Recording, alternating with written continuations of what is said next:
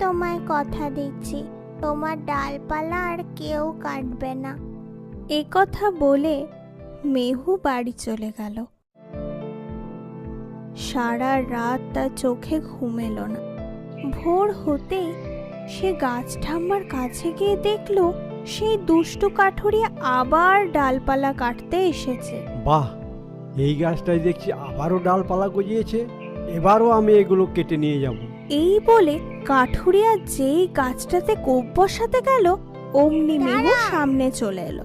এই গাছের ডালপালা তুমি কাটতে পারবে না, আমি কাটতে দেব না। একরতি একটা মেয়ে হয়ে তুই আমায় আটকাবি?